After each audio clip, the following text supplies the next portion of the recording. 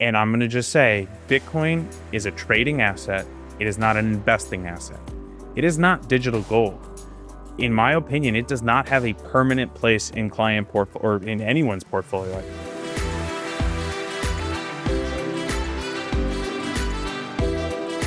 Welcome back to another episode of Off the Wall. Markets move fast, and we're here to help you stay one step ahead. So as always, I'm Nate Tonsager. Dave Armstrong, great to see you again. Yeah, good to see you too, man. Time flies. It's the end of the first quarter. I'm still taking down my Christmas tree. I'm kidding, but not that far off. So I think this year I'm going to convince my wife to say we're going to keep the Christmas tree up the whole year, and we're going to decorate it for the different holidays over the course of the year. So like Valentine's Day, we'll put hearts on it. 4th of July, we'll put red and white streamers on it. You know, that way I don't have to take the Christmas tree down. It can just be decoration all year round.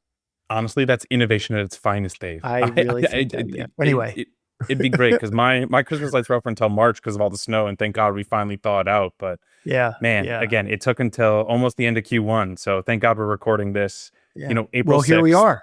Yeah. Yep. We're out of the snow. We're out of the winter. It's all spring. And I think we're back for one of my favorite episodes because I used to only come on about 4 times a year for these quarterly reviews. And now I get to spend way more time with you. So it's so much better this way. Exactly. But this is our quarterly review, which is different than our AMA. So not doing any questions. We're just, you and I are going to riff on basically the first quarter of the markets. So yeah, we're in control today. No guest input. Oh, I'm not totally true, but we get to set the agenda here. So again, another reason why it's our favorite. But as we set the agenda, I think right away, I want to put a ban on Iran talk. And not because it's not important. It's very important. But we've already talked about it so much over this past quarter through our AMA segments that I feel like there's just not a lot that's changed or a lot of value in that conversation right now. So except the rescue last night, except that rescue of the pilot, that was pretty epic. So fair. But the books and the movies will be out soon. So stay tuned. Exactly. So, and I think again, so Dave, I guess with kind of the Iran conflict, which obviously we know all about, we talked about off the table. What kind of jumped out to us? I think let's cover our top insights. So I don't know. I think, do you want to go first? Do you want me to kind of go first? No, you know what? I want you to go first. Appreciate it. Because you took Iran off the table. So I'm a little lost. So I'll think of something though. You go ahead and start us off. Okay. Well, believe it or not, there are other things going on in the markets that I think are very fascinating right now outside of the Iran conflict. And the first one is, and maybe this is a drum roll moment because it's something I talked about for a majority of like a year and a half that really just has started to fly under the radar. It is housing is getting better in the United States. Housing affordability, I think, is getting a little bit better. And it's not being talked about after being talked about for decades. And, even still, like I was saying, the past year and a half, how much I talked about it, you're seeing the prices of homes come down without mortgage rates really moving. So what that really means is like whether you're looking at new homes that are being built or existing homes, prices are coming down to the tune of about 3%, I think, roughly over the past year. And that's kind of in contrast when you look at mortgage rates are not down as much. And with interest rates kind of fluctuating all over, but they've been pretty stable. I think a lot of people are waiting for the housing market to be unlocked because interest rates come down. Well, I think you're finally seeing supply catching up with demand as we've been building more homes, as people are forced to move from low interest rates for whatever reason. You want to hold on to that low interest debt if you can, but sometimes life gets in the way and you're forced to maybe reallocate for a better job opportunity, to move closer to family, any reason that puts supply back on the market. And I think, again, it's not that home prices are falling off a cliff. I think that would be a negative. But a little bit of easing in home prices has happened. And we didn't need rates to come down to do it, which is super healthy, if you ask me, in my opinion, because I'm not a fan of 0% interest rates. I do want interest rates to come down, but never to be as low as they were again. And I think the biggest benefactor there is going to be with inflation. I think, again, with oil prices doing what they are, pushing inflation higher, if we're getting relief on housing and shelter, which has always kind of been the stickiest part and the hardest part of this latest inflation post-COVID, that's only going to make things better. So, and again, housing is the foundation of the US GDP. That's why I always talk about it so much. Think about all the things you have to buy when you buy a home. Think about all the services that you end up contracting. The housing market really does churn and touch so many other things that it not only helps with growth, I think, but it also helps with maybe a growing population, which also helps with GDP. Usually when people are buying houses, they're growing into their houses over time from not only just maybe an income standpoint, but also kind of a population, a family standpoint. Yeah, man. Look, I've always said it. It's housing and cars, dude. Housing and cars. It's always about those two things. I know there's a lot of other inputs into the economy and things like that, but I think it's always about those two things because it just drives so much downstream economics, right? When homes are selling, people move in and spend a ton of dough to get their houses right. And that drives a lot of profits across a lot of different industries. Mhm. And here is my general dude on the street way to kind of look at the housing market right now. Take your favorite town, take where you want to retire to, or take wherever it is that you dream about living someday. Go on to Zillow and expand this, zoom out on the map a little bit and see how many red dots there are in that area that you want to live in. And you will be shocked at how many houses there are for sale. Like, I'll just go to Naples, Florida, go to Sarasota, Florida, go to Siesta Key, Florida, go to Rosemary Beach or anywhere on that Emerald Coast, and just pick a town and zoom back out. And the number of red dots in that area will just astound you that there are that many houses for sale. And so I kind of look at it and I just come back to the old supply is greater than demand, or is demand Mhm. greater than supply, right? So if supply is greater than demand, the prices are going to come down because somebody, like you said before, somebody's going to have a situation where they have to move, even if they don't want to. They're going to have to sell their house. And if there's 11 million other houses for sale around them, they're going to drop the price to get that thing sold. That's just the way the housing market works. And I was shocked when I was looking at some towns the other day on the internet, how many houses there are. Actually, it doesn't mean they're all priced fairly. But then when I go and zoom in and look at a house that I'm interested in, I would say 6 times out of 10 when I look at a house, it's had some sort of recent price drop associated with it on Zillow, right? So down 10% or whatever it is. So I think housing prices are coming down because the supply is out there. And when that happens, more houses sell and stuff gets bought. And it's just as simple as that. And I think a lot of people like to immediately just jump to the conclusion. Lower housing prices, bad thing, right? I think so many people are still scarred by 2008 and the financial crisis that was based around the housing market, that they hear falling home prices. They're like, oh my God, I can't lose money on my home. Well, most people aren't underwater by any means. Think about the appreciation we had where housing prices, I don't want to say doubled, but went up significantly. And we got to what I would think is an overheated market. Yeah. And now, to your point, prices are coming down, but the people selling their house currently who are even accepting lower prices, they're still moving pretty quickly. When you look at, I think, average days on the market, at least in specific parts of the hot, like you said, neighborhoods, they're still turning around pretty quickly. And at the same time, they're still capitalizing on what has been a boom in the housing market. What again, Right. I think is you're seeing people step in because so many people have been locked out of the market from affordability because it was the combination of high prices, high rates. Well, again, like I kind of said, rates have come down a little bit on mortgages, but not significantly. So if prices come down, that still makes it more affordable, even if you have a higher rate. And here's the secret. You can always refinance if rates come down again. Right. So there is that lever that is still going to, I think, push housing prices, push GDP growth once rates come down to even lift everything higher again. And it's one of the big positives this year, in a year that I think a lot of people see as such a negative start to Q1. It's just going underappreciated how important Yeah. and impactful it is that we're seeing this kind of movement in housing specifically. So, well, all right, Dave, I started us off. Now it's your turn. So what is your top market insight? Or maybe not top, but one of the top ones. Well, it's more of an observation, right? So the observation is why the market in Q1, why the market looked weaker than it really was.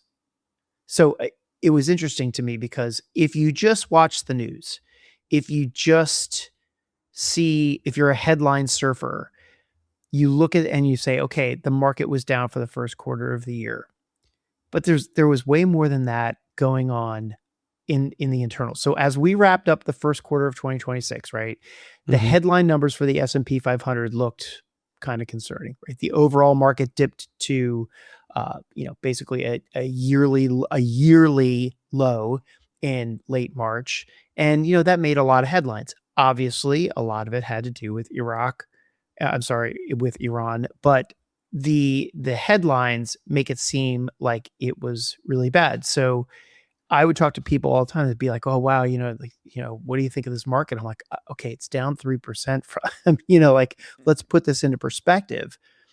But many listeners probably noticed the big technology stocks pulling back, which felt worrying because those names have driven a lot of the market's gains in recent years, right? So, and this is probably especially true for those investors out there who are probably over concentrated in the Mag 7. And just by virtue of owning just the S&P 500 index, you're over concentrated to the Mag 7, right? So it's not necessarily a conscious decision sometimes for people to be concentrated in the Mag 7. They just are because they own the S&P 500 index in like a 401k or something.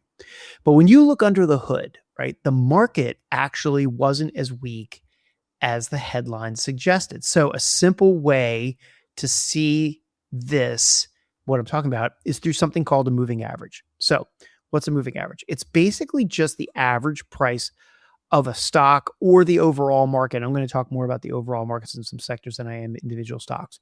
But it's basically the average price of something over the past 20 days, 50 days, 250 days, 200 days. So you'll hear people talk about the 200-day moving average, the 50-day moving average.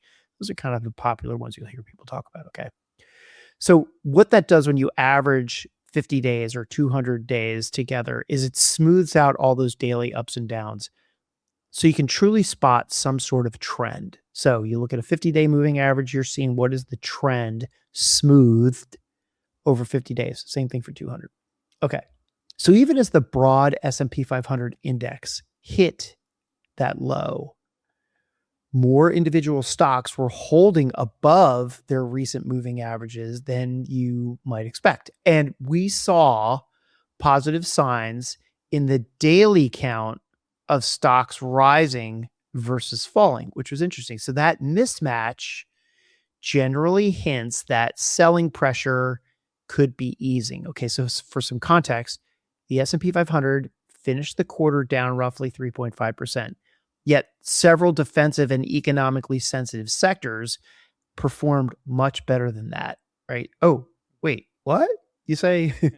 Yeah, I mean, there was underlying strength across several sectors, and I'm gonna use those sectors as tracked by State Street's Spider ETFs. Okay, so first one, energy. Shouldn't be a big shock to anybody because what was going on in Iran and with the Straits of Hormuz, the energy ETF surged 33% for the quarter. Okay, so S&P down 3.5, energy sector up 33%, boosted obviously by higher oil prices and amid these global events. Okay, fine, great, Dave. Energy, got it. There's this event going on. That's really not all that impressive. I kind of expect that anyway. Great. How about materials, right? Ticker XLB, X-ray Lima Bravo. Okay. The materials sector rose between 10 and 11% on the quarter versus the down 3.5 on the overall S&P. So materials, I mean, what, right? And then utilities and consumer staples, the XLU, X-ray Lima Uniform, and XLP, X-ray Lima Papa, also posted pretty solid gains in like the 6 to 9% range, right? And I think that was, thanks to more stable demand here at home. And then finally, the industrials, XLI, X-ray Lima India, I mean, that held up reasonably well too. Meanwhile, many companies across the market, and even in some technology, even in some in the technology sector, which was, pretty much what people were feeling the pain with, those companies, a lot of those companies were actually revising their profit expectations higher, which is one of the great things about stocks. and I think we're probably going to get into some commodity stuff here later on, but the profit expectations going higher are really good for stock, individual security, and sector buoyancy, I'll call it.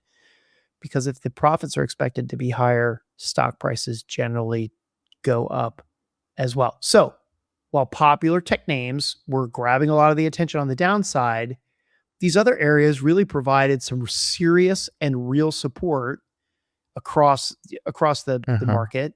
And that suggested that the market's internal health was actually steadier than the surface numbers imply that you see in the headlines and the news. Nate, I yield my time.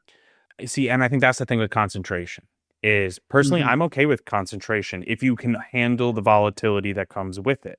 Because no one was complaining about those big tech names for what, the past 5 years leading up until this Mhm. year, right? That Right. rocket off the COVID bottom. But this year, what you saw is a very healthy market environment. But now, what are people going to get caught up doing? Those tech names roll over, trading at major declines. They're going to sell out of those and start chasing the newest, hottest thing. And they're going Mhm. to wait too long to do it because they're not using data to drive their decisions. Right. They're looking at the headlines and they're saying, oh, the market's doing horrible. Well, I need to get into something that's doing better, which in theory is a right statement. That's called Right. relative strength investing, is what we do here at Monument all the time, is always looking at which parts of the market are doing better than the other. But it's not a feeling. That's not a feeling type of investment of, I feel like this is doing better.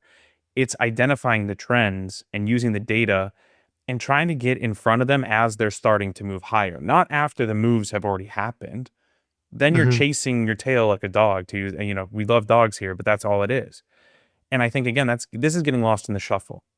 Is if you had a diversified portfolio that was looking for these quote unquote quality companies, a lot of the Mag Mhm. 7 names are sometimes either wildly overvalued or some of them may not even be profitable if you get into the tech space more broadly.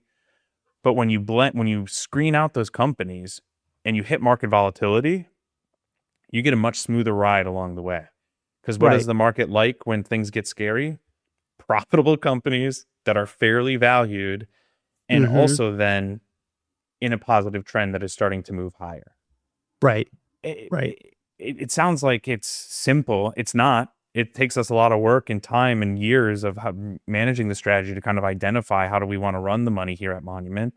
I think a good example is right now our ETF portfolio, as the conflict in Iran was building over the past quarter, we've moved out of the tech sector ETFs and into more, Mhm. not even just energy, but specifically within energy, oil equipment and services. Yep. Not just industrials, like you mentioned there, but essentially aerospace and defense we got into pre-conflict. And again, I think that's kind of a fascinating thing is about having a strategy that is reactive to the market but also not slow to react. You want Right. meaningful reactions is really maybe the way to phrase it, I think most impactfully. So staying on the ETF portfolio for a second, Yeah. right? You think about I mentioned industrials had done really well in the first quarter, right? Well, what's interesting about that is forget about just the first quarter, like how well have industrials been doing, period. And in the ETF portfolio, we introduced the industrial sector into that portfolio back in April of 2023. So 3 years ago, right? We introduced that security, that sector exposure, and we have been in it ever since. So that's been a 3-year hold for us inside the ETF. So not only is it just reacting, quickly to changes, it's also not reacting when you don't see things because we've stayed in that for a pretty long while. Same thing with the communication sector. We've been in that since November of 2024. So sometimes the changes are not making the changes, regardless of the headline news. Yeah, and I think that's where when, we talk with investors, with clients, and they're like, what are you doing about this current market volatility or this, conflict with Iran or, last year Mhm. with the tariffs? The answer is we're still going to look at the data and really look at what parts of the market are moving the highest, or sorry, moving the fastest in those rising markets. But when markets pull back, what parts are going down the slowest? It's navigating the cycles. It's not timing them of getting in and out. It's riding the Mm-hmm. waves, it's staying invested, and really, again, helping clients compound wealth over time and investors. I mean, that's the goal. If you want to be a Right. short-term trader, Monument's really not the podcast for Well, you. right. Great segue into Bitcoin, right? Yeah. So, I mean, if you want to be a short-term trader, don't listen to us. Go listen to something else. I go listen to Kramer and his crazy board. I think one of the short-term trades that I can't stop hearing about all quarter and for years now is Bitcoin. Mm-hmm. And I'm going to just say Bitcoin is a trading asset. It is not an investing asset. It is not digital gold. In my opinion, it does not have a permanent place in client or in anyone's portfolio, I should say. I don't need to limit it just to clients, but it is an asset that when it's rising higher, you want to be invested in it. And when it's not going up, it goes down pretty quickly. So you either got to hold on or try and time it. And that's not what I think makes a successful investor. I think when you look at what digital gold was supposed to be and the way Bitcoin was always pitched was it was decentralized finance, right? It was, we don't need money anymore because we're going to have Bitcoin to be able to pay for things. Take money away from the government so we can use it all off the grid. And that's its own argument. But I think setting up the environment we're in, it was supposed to be one of the most friendly that I could think of for Bitcoin, if I'm being honest. And it hasn't been. You have an administration, the Trump administration in their second term, that I would say has easily been the friendliest when it comes to regulation. There's Bitcoin ETFs now. There's continued legislation going through the government talking about stable coins, cryptocurrencies left and right. And a lot of it, I think, has been approved or supportive to owning it, making it easier from a regulatory standpoint to own Bitcoins. Mm-hmm. I think it's really interesting that if you look back at his first term, the Trump administration was not a fan. They were saying things like, this is not money. It's all based on thin air. And honestly, I agree. I always agreed with that sentiment. So to see it become more mainstream really has been scary to me because I think a lot of people assume that if stocks and bonds went down, Bitcoin would go up. Just like gold is. When you get those huge black swan events, the gold price is supposed to be moving in different direction than stock and bonds. And I think the US trying to become the crypto capital of the world only helped with adoption. However, like I just talked about, Bitcoin's supposed to rally in these geopolitical events when inflation is a concern, when war is going on. Well, Bitcoin is down about 4.8% since November of 2024. It had some swings last year where it went up, but basically, I think since about October of last year, you've seen this vicious sell off. And even in 2026, when we have the geopolitical events, there's been no recovery. If you kind of look at some of the other cryptocurrencies, the other big one is Ethereum that a lot of people are talking about. Well, since November 2024, down 18%, down a significant amount. And over that same time period, the S&P 500 ETF, SPY is the big one, up about 17%. And global equity ETFs, we like to look at the Vanguard Total World Index, that ticker's VT, Victor Tango, is up 22%. Now here's the kicker. Gold is up 70% over that same time period. Mm-hmm. You have cryptos down, you have gold up as we've kind of gone through this inflationary, geopolitically volatile cycle, and you're getting none of that diversification benefit from cryptocurrencies. So I've always said this, and I still believe it to this day, Bitcoins are a commodity. They're no different than a Pokemon card, a Beanie Baby, or whatever collectible is currently in a hot market, a baseball card. That Shohei Ohtani rookie card is looking really good right now and probably will be forever, candidly. But let's say all of a sudden he never plays another game again. How much value does that have? Only what someone's going to pay for it. It's so hard to trade this kind of asset. And kudos to you if you made a lot of money in cryptocurrency because you bought it 10 years ago. You've ridden this whole thing higher. But when did you sell? When did you sell? When did you capitalize on those gains? Because unless you sold pre this recent sell-off, your money's worth probably maybe 30% less than what you thought it was a couple months ago. It's just a losing battle. And every time we get people that say, well, I heard about this person XYZ that made so much in crypto, that's great. But when you have exponential moves like that, they rarely happen twice. And do you want to bet on a exponential outlier move happening again? The answer is no, in my opinion. So I'll jump in here because you're talking about Bitcoin isn't digital gold. Okay, I think it can be digital gold. I think you can call Bitcoin digital gold, but you can also, and probably more accurately, call it digital guessing, right? Yeah. Because Okay. because gold is just non-digital guessing, right? So it's all based on supply and demand. So when you said the Trump administration says it's not money, it's based on thin air, same thing with gold. So I'll use this as an example. I ventured into the world of Facebook Marketplace over the weekend to sell something that I own. Okay. And let me tell you something. Like, you want to talk about the crazy, the wild, wild west. Facebook Marketplace, okay, it's just, I don't even know what's going on there. But I finally found somebody who was willing to buy this furniture that I was trying to get rid of. And if she had come to me and said, "Hey, I'm going to pay you in a gold coin," I'd be like, "No, you're not. What am I going to do with a gold coin?" Like, Mhm. so even though it's a physical gold thing with value, I'm not transacting in gold. And guess what? No one else is transacting in gold either, except for people who are buying and selling it in the trading world. Okay. So gold's up 70%. Great. Bitcoin's down. Ethereum's down.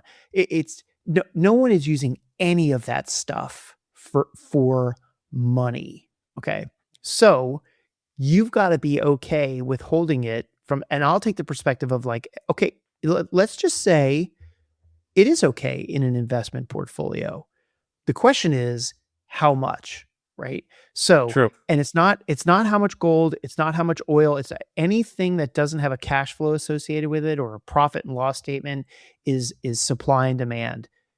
You better be okay with buying something that only will derive you profit if someone is willing to pay more for it tomorrow, next month, or the next year than you owned it, than you bought it for. Okay.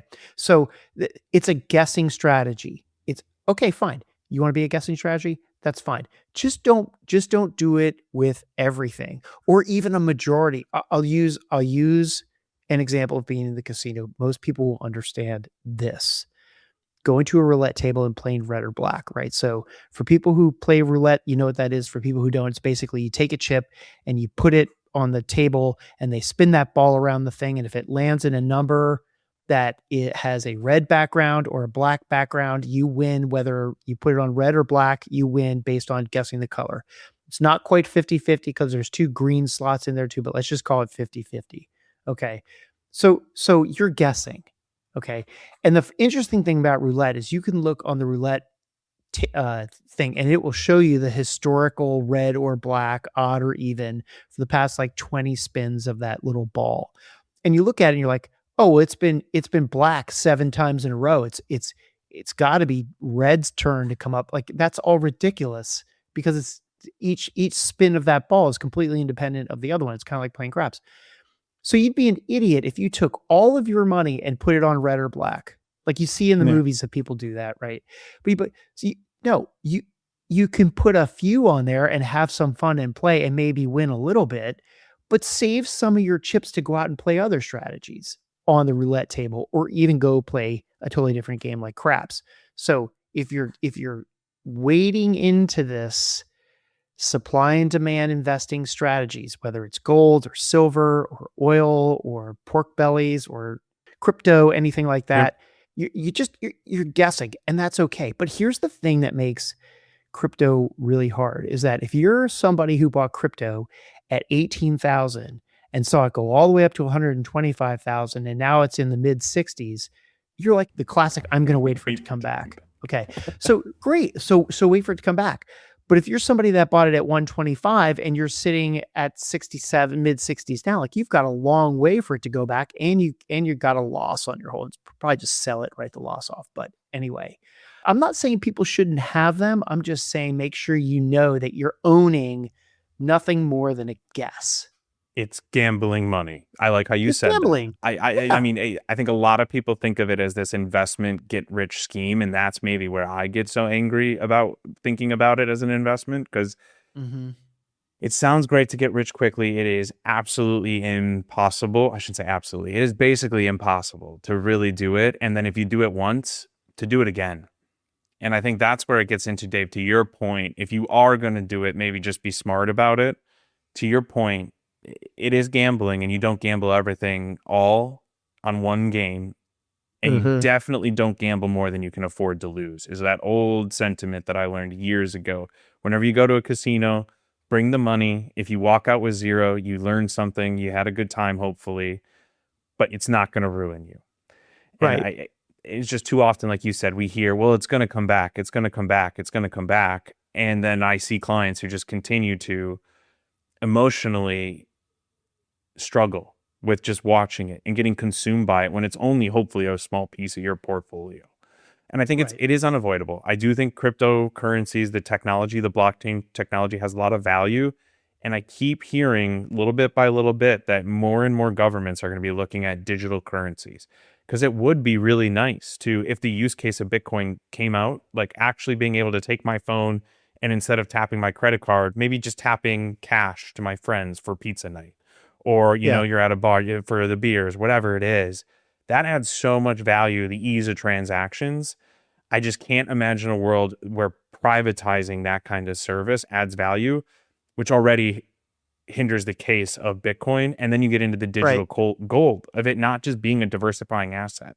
It Mm-hmm. is, to your point, I really like this. It's not digital gold, it's digital guessing. And you can do that Yeah. any way you want. Just do it in moderation. This is maybe our gambling PSA, right? We could be on a screen anywhere here, but it's just something that is always going to be talked about. To put an end to it, my Facebook Marketplace story, I was paid by digital dust, True. I mean, so anyway, that's the end of my Facebook story, but Facebook Say that Marketplace. for, Thank you. say that for the next day. It's like the new That's Craigslist, right? right. Well, okay. Here's a better way to wrap it up. The championship basketball game's coming up, so everybody that played brackets kind of gets this. I had, with the exception of 2 games, a perfect bracket on the end of the second day of the brackets. I picked every single game correctly except 2. So like 64 games, I picked 60 of them right. Wait, did I say that right? 62. Anyway, right. Okay. So anyway, all but 2. A lot. And I remember people saying like, "Whoa, man, that's incredible. That's amazing. How did you do that? How did you do that?" And I was like, I just guessed correctly. And you would have thought like, "Oh, I'm an amazing guesser." Well, I'm like 52 in that bracket now. Like, I had a great first day, but I've got nothing. So I'm not a great guesser. I was a lucky guesser. If I was a great guesser, I would have won all the way to the end, but I didn't. I never do. It's not an investing strategy, but sometimes Mhm. it pays to be lucky, or what it pays more to be lucky than good, right? Yeah, exactly. So I can't So- ignore that. But well, Dave, thank you for indulging me. Again, these are one of my favorite episodes because we get to control the agenda. But I think they're all things that investors saw over the first quarter that, whether you knew it or not, these are still out there. So I know there's that big elephant in the room of the Iran conflict and what's going to happen there. It'll continue to be important, but Mhm. that doesn't mean there aren't other things going on in the market that I think are important that we touch on. Yeah. Well, thanks for tuning in. As a reminder, you can sign up on our email. Well, first of all, let's go back to this. Okay. We still run the Ask Monument Anything on a monthly basis, and we'll have our next AMA segment. So if you have a question that you want answered on our next AMA segment, leave us your questions somehow, right? Everybody knows how to get in touch with us. You can put questions in the comments. You can put questions in the YouTube video. You can email us. You can do any of those things, but get us a question and we'll answer it on our next segment. Okay. The other thing you can do is email us at offthewall@monumentwm.com. So it's offthewall, all one, at monumentwm.com, and get us a question that way too. And we'll answer it. But, as for now, thanks for tuning in. And finally, no episode would be complete without us saying, make sure to hit the subscribe or the follow button so you never miss an episode. But with that, we'll see you all next time.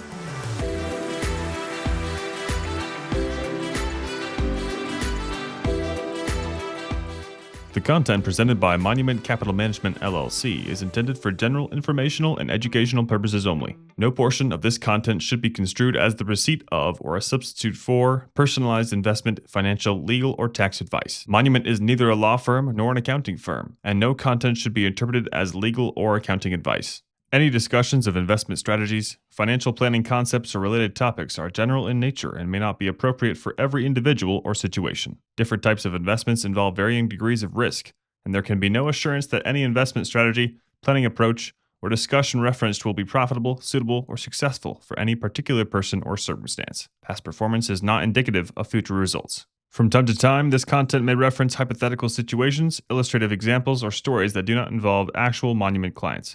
These scenarios are designed solely to illustrate concepts or demonstrate how Monument might approach similar situations and should not be interpreted as endorsements, testimonials, or guarantees of any particular outcome. No two clients, situations, or experiences are exactly alike, and results will vary. Nothing discussed should be interpreted as a guarantee that any client or prospective client will experience a specific level of results or satisfaction if Monument is engaged or continues to be engaged to provide investment advisory services. Monument's investment advisor registration status or any prior experience should not be construed as an assurance of future performance or success. Copies of Monument's current Form ADV Part 2A, Disclosure Brochure, and Form CRS, which discuss our advisory services and fees, are available upon request or at www.monumentwealthmanagement.com/disclosures.